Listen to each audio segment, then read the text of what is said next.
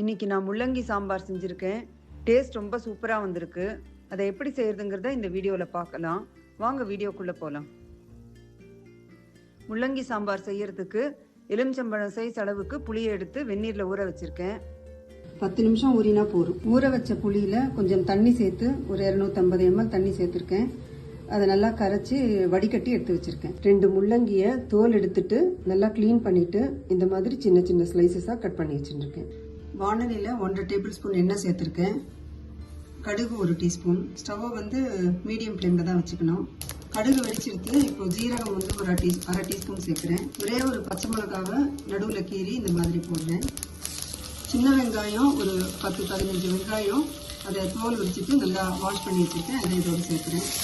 ஒரு 5-6 கருவேப்பிலையை கிள்ளி போட்டிருக்கேன். இதில் வெங்காயம் பொன்னிறமாக எடுத்து இப்போ புளித்தண்ணியை இப்போ சேர்க்கலாம்.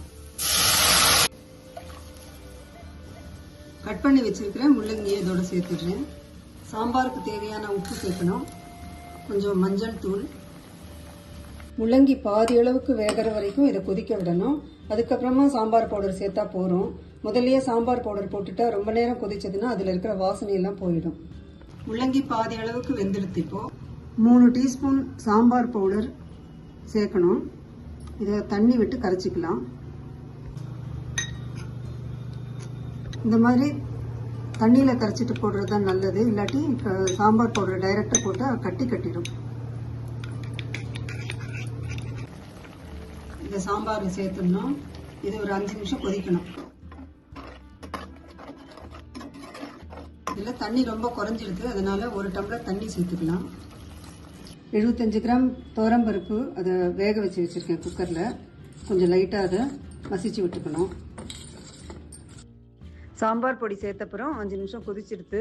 இப்போ வேக வச்ச பருப்பை இதோட சேர்க்குறேன். இப்போ 1 டம்ளர் தண்ணி சேர்க்கணும்.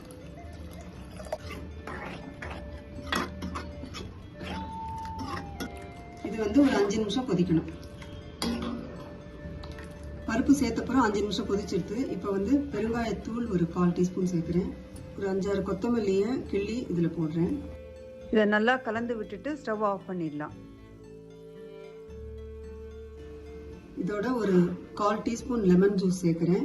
இந்த மாதிரி சேர்க்கறதுனால முள்ளங்கியில் இருக்கிற வைட்டமின் சத்தெல்லாம் நம்ம உடம்புல சேரும். ரொம்ப டேஸ்டியான முள்ளங்கி சாம்பார் ரெடி. உங்களுக்கு இந்த வீடியோ பிடிச்சிருந்ததுன்னா லைக் பண்ணுங்க, எல்லாருக்கும் ஷேர் பண்ணுங்க, உங்கள் கமெண்ட்ஸ் அனுப்புங்க. சேனலை சப்ஸ்கிரைப் பண்ணாதவங்க சப்ஸ்கிரைப் பண்ணுங்க. தேங்க்ஸ் ஃபார் வாட்சிங்.